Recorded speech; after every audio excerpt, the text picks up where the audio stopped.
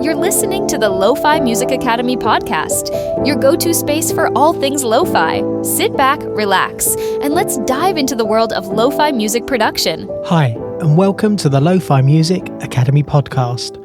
I'm Spencer J, your guide through the chilled-out, atmospheric world of lo-fi beats.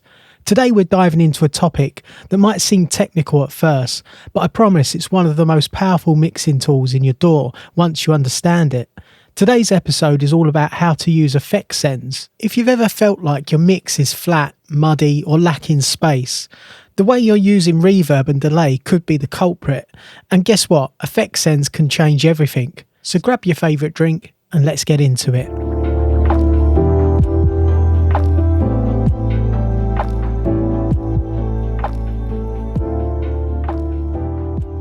So first off, what even are effect sends? In simple terms, an effect send is a way to route a portion of your audio signal to an effect, like a reverb or a delay, which sits on a separate channel called an aux or a return track. So instead of putting reverb directly on your snare, for example, you send some of your snare's signal to a reverb effect on another channel. And why would you want to do this? Because you can apply the same effect to multiple instruments without duplicating plugins. This gives you more control over the effect, especially between the wet and dry balance. It saves you CPU, especially with heavy plugins like Valhalla, RC20 or Echo Boy. And you can also EQ or compress the effect itself without affecting the dry sound. It's a cleaner, more professional way to mix.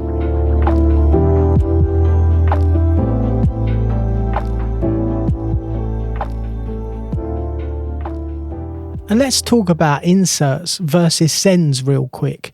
Inserts are when you slap, say, a plugin directly on a sound. So for example, you drop a reverb on your snare and then you set the wet-dry mix there. With a send, you keep your snare dry, but send a portion of it to a reverb channel on a separate track. And that reverb track plays alongside your snare, giving you more control over the blend. And the key benefits with sends is you can adjust the reverb for multiple instruments in one place and even process it differently. You could add a low-pass filter just to the reverb. You could sidechain compress the reverb to the kick drum. Or you could automate the reverb send level only in the chorus. It's all about flexibility and control with effect sends.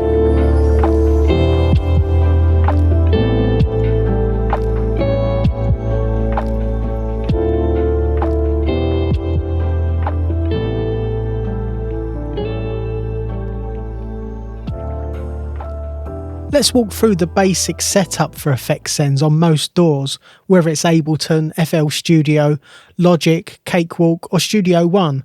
They all follow the same kind of logic. Firstly, create an effects return or aux channel.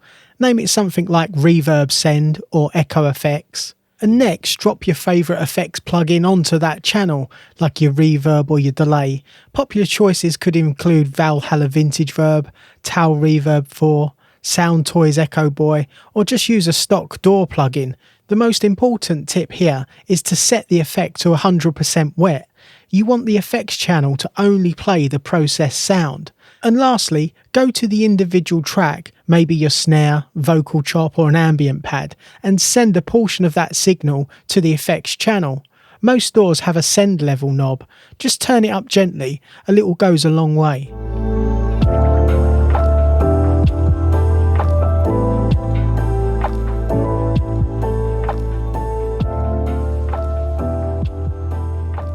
And here's where we start getting into the pro territory for using effect sends. Firstly, EQ your reverb or delay. Add an EQ plugin after the reverb or the delay on the effects channel. You can start by rolling off the low end, 300 Hz and below, just to keep things nice and clean. You could also try boosting the highs for a little bit of sparkle, or cutting the mids for less mud. This keeps the reverb or the delay nice and clean and keeps it from clouding the mix. You can even sidechain compress your effects channel to your kick drum or your vocal. That way the reverb tucks in nicely when important elements play and rises back afterwards. Super helpful for keeping clarity, especially in lo-fi music where ambience is king. You can also automate your effect sends. Don't just set it and forget it. Automate the send levels throughout your song. You could add more reverb in the chorus, delay throws on the last words of key vocal phrases, or fade-in reverb for intros or breakdowns. It's about adding movement and emotion to sections of your song. And why not try using multiple effect sends?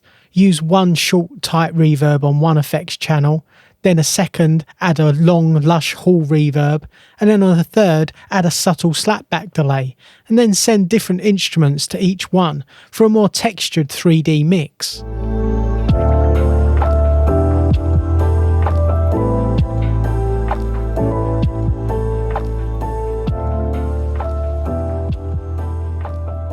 And here's a creative challenge for you. This week, make a 1 to 2 minute lo-fi beat using at least 2 effect sends, 1 reverb, 1 delay, and use the sends to shape space and depth and vibe. Then go the extra mile, automate 1 send level in a key transition, like between a verse and a chorus, and then post it online and hashtag Lo-Fi Music Academy.